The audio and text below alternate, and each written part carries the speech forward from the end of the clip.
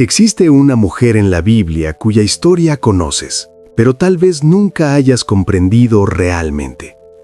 Su nombre ha sido repetido millones de veces, su imagen pintada por maestros del arte, su presencia celebrada en catedrales alrededor del mundo. Pero, ¿quién fue ella realmente? ¿Qué revelan las escrituras sobre ella cuando removemos las capas de tradición y miramos solo el texto sagrado? Prepárate para descubrir la verdadera María. No la figura distante de los vitrales, sino la mujer de carne y hueso que Dios eligió para cambiar la historia de la humanidad. La historia comienza en un lugar que nadie tomaba en serio: Nazaret, una aldea tan insignificante en Galilea que ni siquiera aparece en los registros del Antiguo Testamento, tan despreciada que años después, un hombre llamado Natanael haría una pregunta que resonaría por los siglos: ¿de Nazaret puede salir algo bueno? Era allí, en ese rincón olvidado del Imperio Romano, donde vivía una joven judía, probablemente adolescente, según las costumbres de la época, pobre, sin educación formal, sin ninguna razón obvia para ser notada por la historia. Su nombre era María. Y aquí está la primera verdad que rara vez se menciona. Dios eligió lo improbable, no una princesa de Jerusalén, no una hija de sacerdote, no alguien con linaje ilustre o posición social, una muchacha de Nazaret. Entonces sucede algo que desafía toda lógica humana. Un ángel aparece. Gabriel, el mensajero celestial, trae palabras que suenan extrañas incluso en nuestro idioma. Salve, llena de gracia, el Señor está contigo. Pero hay algo en el texto original griego que la mayoría de las traducciones no captura completamente. La palabra llena de gracia proviene de kecharitomene, un término que indica a alguien que recibió gracia por pura iniciativa divina. No porque lo mereció, no porque lo conquistó, porque Dios decidió concederlo. María no es presentada aquí como fuente de gracia, sino como receptora de ella. Y algo más sorprendente, ella se turba. El texto de Lucas es claro. Ella no esperaba esto, no se veía como especial, no tenía una lista de calificaciones espirituales para presentar. Aquella joven en Nazaret estaba tan sorprendida como cualquiera de nosotros estaría. Entonces viene el momento. El ángel explica lo imposible. Ella concebirá un hijo siendo virgen, el Hijo del Altísimo, el Mesías prometido. Y aquí llegamos a algo que casi nunca se discute con la seriedad de vida. Cuando María dice, hágase en mí según tu palabra, ella no está recitando una frase bonita para una tarjeta de Navidad. Ella está arriesgando literalmente todo. Piensa en el contexto. Una joven soltera embarazada en la Judea del primer siglo. Las implicaciones eran devastadoras. Según la ley de Moisés, en Deuteronomio, el adulterio era castigado con lapidación. Ella podría ser rechazada por José, su familia podría abandonarla, su comunidad podría marginarla. Ella sabía esto, y aún así respondió, «He aquí la sierva del Señor». No pidió garantías, no exigió señales, no negoció términos, simplemente confió. Este es el tipo de fe que la Biblia celebra, la misma fe de Abraham que partió sin saber a dónde iba, la fe que no necesita ver antes de creer. Si piensas que María era solo una joven simple que dijo sí sin entender mucho, prepárate para una sorpresa. Después de recibir la noticia, ella visita a su prima Isabel, y allí recita uno de los cánticos más profundos de toda la Escritura.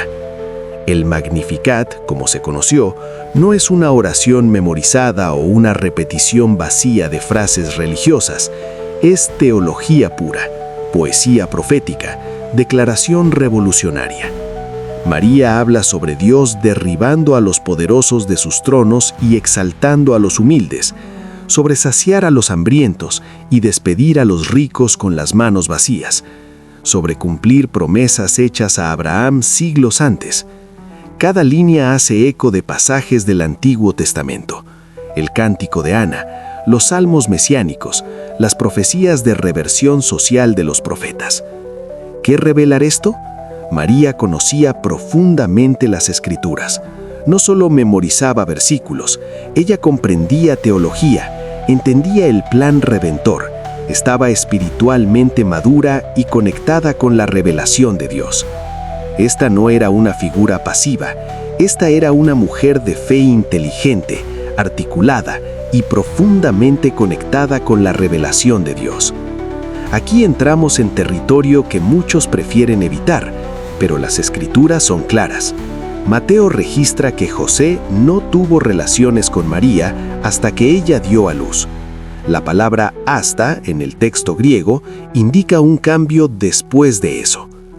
Después del nacimiento de Jesús, la Biblia sugiere una vida conyugal normal. Jesús tenía hermanos y hermanas.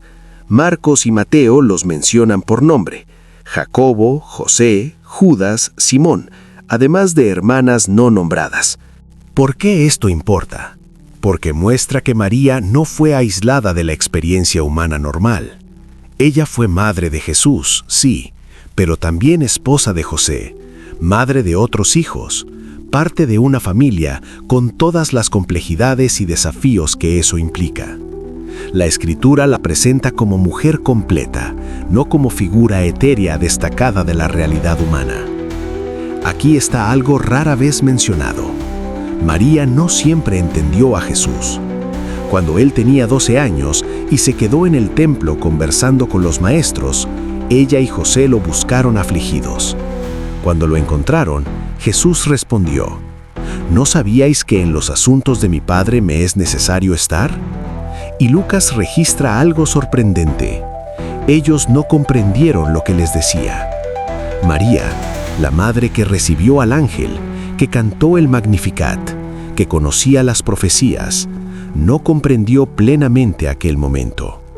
Más tarde, cuando Jesús ya estaba en ministerio público, hay un episodio en Marcos donde sus familiares vienen a buscarlo porque pensaban que estaba fuera de sí.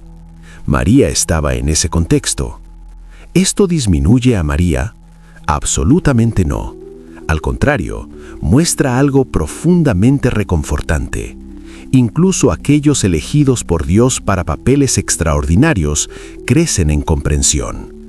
La fe no elimina la perplejidad. Creer en Dios no significa entender todo de inmediato. María, como cualquier verdadero seguidor de Cristo, aprendió a lo largo del camino. En las bodas de Caná sucede algo revelador. El único milagro que ella pidió. El vino se acaba, situación embarazosa para los novios. María se da cuenta e informa a Jesús: no tienen vino. La respuesta de Jesús puede parecer dura: mujer, ¿qué tiene que ver eso conmigo? Todavía no ha llegado mi hora. Pero observa la reacción de María. Ella no discute, no insiste, no intenta manipular. Simplemente se vuelve hacia los sirvientes y dice algo que define perfectamente su papel bíblico: haced todo lo que Él os diga. Ella señala a Jesús, no asume el control, no se coloca como intermediaria necesaria, no dice, pídanme a mí y yo hablaré con Él. Ella dirige siempre a Cristo. Este es tal vez el papel más bíblico de María: señalar al Hijo, no a sí misma. Años antes, cuando María y José llevaron al bebé Jesús al templo, un anciano llamado Simeón profirió palabras misteriosas: una espada traspasará tu alma. En el Gólgota, aquella profecía se cumple. Juan registra que María estaba allí, junto a la cruz. No hay discurso registrado, no hay protesta, no hay intento de intervenir, solo hay presencia silenciosa. Ella ve al hijo que llevó en su vientre, que amamantó, que crió, siendo ejecutado como criminal. Ve al Mesías prometido aparentemente derrotado. Ve sangre corriendo, escucha gritos de burla, atestigua la oscuridad que cubre la tierra. y permanece allí. No porque no sufría. El texto deja claro que la espada traspasaba su alma, pero porque, incluso sin comprender totalmente, ella confiaba en el plan de Dios. Aquí está María en su expresión más pura, presente en el sufrimiento, fiel en el dolor, confiada en lo invisible. Después de la resurrección, María aparece una última vez en las Escrituras. Lucas la menciona en Hechos, capítulo 1. Ella estaba en el aposento alto con los discípulos, los apóstoles, otras mujeres y los hermanos de Jesús. El texto dice que perseveraban unánimes en oración. María está allí, en oración, en comunión, esperando la promesa del Espíritu Santo junto con todos los demás. No en posición de destaque, no recibiendo honores especiales, no siendo venerada por los demás, solo una entre muchos, esperando en el Señor. Y después de eso, la Biblia guarda silencio sobre María. No hay más menciones, no hay registros de milagros hechos por ella, apariciones de ella, palabras de ella, papel especial de ella en la iglesia naciente. Este silencio no es accidental, es teológicamente significativo. Si María estuviera destinada a ser mediadora, intercesora especial, objeto de devoción, ciertamente las Escrituras dedicarían atención a eso, pero no lo hacen. El enfoque vuelve completamente a Cristo y a la obra del Espíritu Santo en la Iglesia. Volvamos a aquel cántico del principio, el Magnificat. Hay una línea allí que derriba cualquier intento de elevar a María más allá de lo que la Escritura permite. Ella dice: «Mi espíritu se regocija en Dios, mi Salvador». Mi Salvador. Si María necesita un Salvador, ella reconoce su propia condición. Ella se ve como pecadora necesitando redención, como criatura dependiente de la gracia, como ser humano que no posee salvación inherente. Ella no es presentada como inmaculada por naturaleza propia. No es presentada como fuente de gracia. No es presentada como mediadora entre Dios y los hombres. Ella es presentada como una mujer que necesitaba a Jesús tanto como cualquiera de nosotros. Aquí está la verdad innegable cuando leemos la Biblia completa, del Génesis al Apocalipsis. María nunca es presentada como mediadora entre nosotros y Cristo. María nunca recibe oraciones en las Escrituras. María nunca es adorada, venerada o invocada por los apóstoles o por la iglesia primitiva. María nunca realiza milagros después de la resurrección. María nunca es llamada Reina del Cielo, título que, por cierto, aparece en la Biblia como referencia negativa a prácticas idolátricas. Esto no disminuye a María. Al contrario, la coloca exactamente donde Dios la colocó, como ejemplo supremo de fe, obediencia y humildad. La grandeza de María no está en títulos que vinieron siglos después. No está en doctrinas desarrolladas por concilios posteriores. No está en apariciones relatadas fuera de las Escrituras. La grandeza de María está en tres cosas simples y profundas. Ella confió cuando no entendía. Ella obedeció cuando era peligroso. Ella señaló siempre a Cristo, nunca a sí misma. Dios usa personas comunes para propósitos extraordinarios. La fe verdadera implica riesgo real. La obediencia precede la comprensión completa. La humildad es más poderosa que la posición. María no se promueve, no busca atención, no construye plataforma para sí. En cada encuentro registrado, ella desvía el enfoque hacia Dios. En el Magnificat, ella exalta al Señor. En Cana, ella dirige hacia Jesús. En el Calvario, ella simplemente permanece fiel. En el aposento alto, ella ora junto con los demás.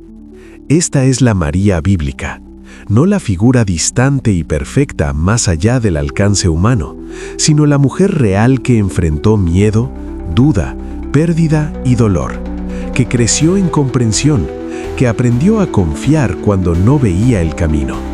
Una joven de Nazaret que dijo sí a Dios y cambió el curso de la eternidad. Una madre que vio morir a su hijo y aún así permaneció fiel. Una seguidora de Cristo que nunca dejó de señalar hacia Él. Tal vez esto sea exactamente lo que nunca te contaron. La verdadera María no compite con Jesús por la atención. Ella hace lo opuesto. Ella nos lleva hasta Él. Y en eso, su grandeza se revela completa. Porque el mayor honor que alguien puede recibir no es ser adorado, sino ser el camino por el cual otros encuentran al único digno de toda adoración.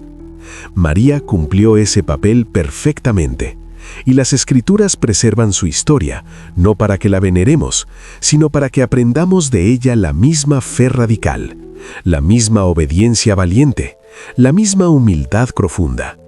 La fe que dice, hágase en mí según tu palabra, incluso sin ver, incluso sin entender, incluso con miedo. Porque Dios es fiel, y esa tal vez sea la mayor lección que María nos enseña.